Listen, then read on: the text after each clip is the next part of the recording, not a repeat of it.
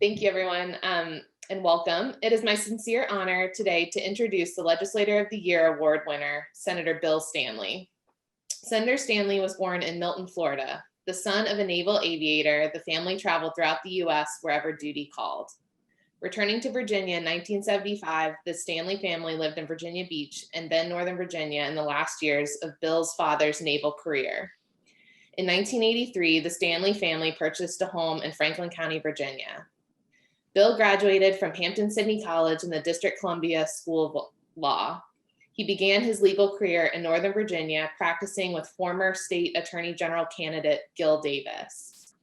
One of his early cases was Paula Jones v. Bill Clinton, resulting in a favorable 9-0 decision in the Supreme Court that solidified the position that a president of the United States could be held to account for his private acts against a private citizen. After his father passed away, Senator Stanley encouraged his mother to pursue her lifelong dream of becoming an attorney. And after she passed the bar in 1998, Bill joined his mother in private practice, locating it back home in Franklin County. Currently, Bill is the founding partner of the Stanley Law Group, with offices in Moneta, Salem, and Richmond. Bill's political foundation was cemented by the conservative values of his father, a Ronald Reagan Republican, who preached the benefits of working hard, personal responsibility, spending less than you earn, and standing by your principles, no matter the cost. When Robert Hurt was elected to Congress in 2010, numerous community and political leaders encouraged Bill to complete the final year of Robert's term for the 19th Senate seat. After prayers and consideration of family and friends, Bill decided to seek the Republican nomination for the 19th state Senate seat. In a January 2011 special election, Bill was elected to become the Virginia senator representing the 19th district. 1 year later, after redistricting of the Senate, Bill became the Republican nominee for the 20th senatorial district. And in November of 2011, he was elected as senator of the 20th for a 4-year term, a position he has served in ever since. During his tenure, Bill has been a strong voice for Southside and Southwest Virginia and Virginia's capital. He has sponsored legislation to spur economic development, to create jobs and reduce unemployment in Southside Virginia. His energy and enthusiasm, grassroots focus, and track record of effective leadership are making a difference for these families and for future generations. Bill has consistently spoken out against the death penalty during his time in the Virginia General Assembly. As one of the few legislators that has actually defended capital murder cases, Senator Stanley has often stood up against his party in opposition to the death penalty. This year, VADP especially recognizes his courageous remarks on the floor of the Virginia Senate in support of eliminating the use of the death penalty in cases where the defendant suffers from severe mental illness. We look forward to the 2021 session, where Senator Stanley will be one of our champions of a bill to abolish the death penalty in Virginia, hopefully signaling bipartisan support for abolition. I want to express our gratitude to Senator Stanley, and without further ado, I introduce to you Senator Bill Stanley. Thank you very much. That's a very nice introduction, and I also really want to thank you for this very weighty award. It's very beautiful. I'm humbled to receive it and very honored to receive it. And I thank you for having me today. What a special day, especially to be here with my fellow award winner, Rachel Sutphin.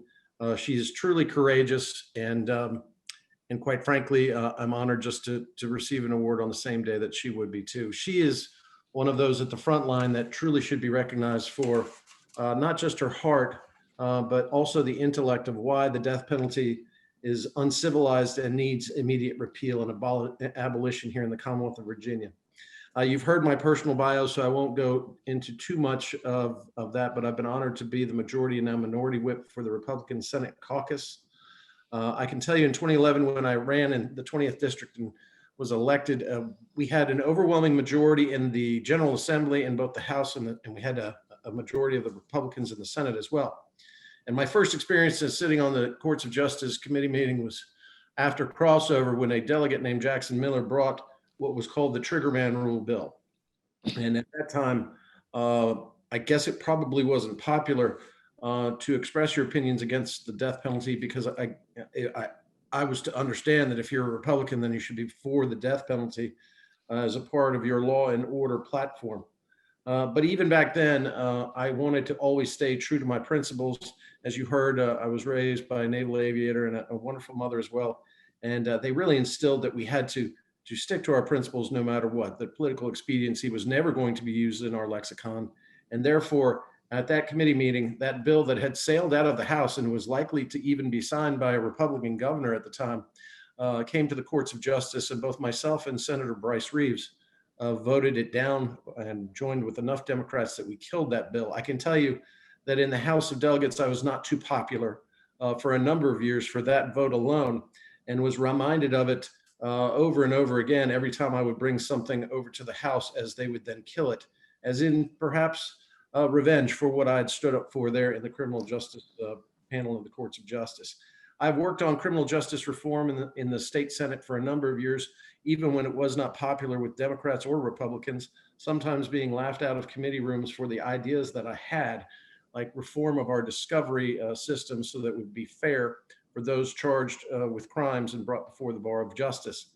Now we have seen, because of that legislation, the Supreme Court has now finally adopted substantial criminal justice reform, and only after I determined for myself that if the Supreme Court was not willing to do it, then I was going to make sure that the General Assembly would do it. Another piece of legislation that I worked so hard on for 6 years was stopping the license suspension of people who would get their driver's license suspended for only because they could not afford to pay the fines.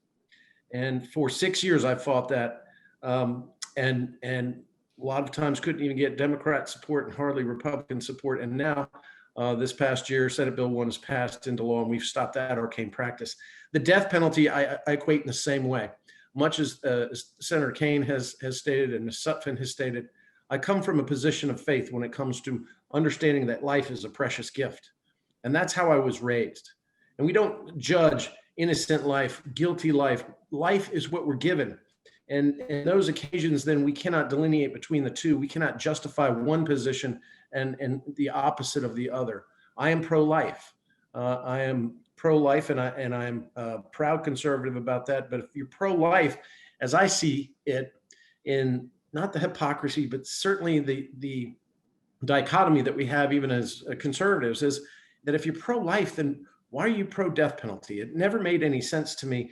And of course, it was referenced of that speech that I gave on the floor of the Senate. And that's really the distinction that I drew that day.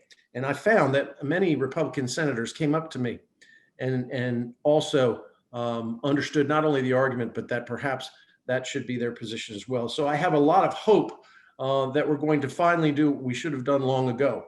Never forget that in the 1700s, 1500s, whenever we settled the Commonwealth of Virginia and all the way through, when there was a crime that was committed in the Commonwealth of Virginia, if a jury found you guilty, there was only one penalty, and that penalty was death. And so that's where we go back to.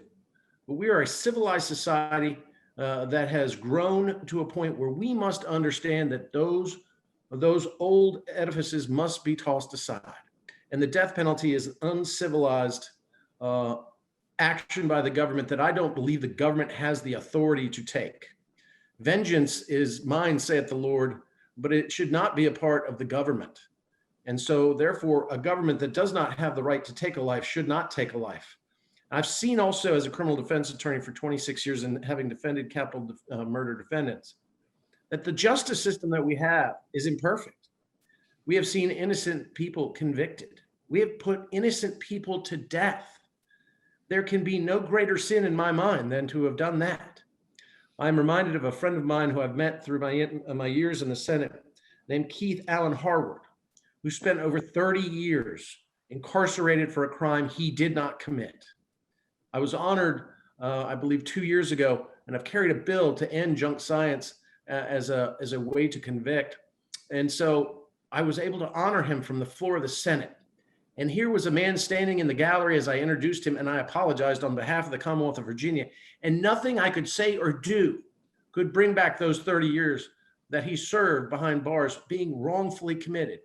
But yet Keith Allen Harward has such a pure heart and such a good man that he has found it in his heart and to make sure in his life that he will fight to make sure that no innocent person is wrongly convicted. And so he has always been my motivation, and will continue to be as I continue to fight for reasonable and sensible criminal justice reform. I want to thank all of you for your work. We have much work to do. I hate to say this to all of you, but I guess what we're going to try to fight for is to work you all out of a job.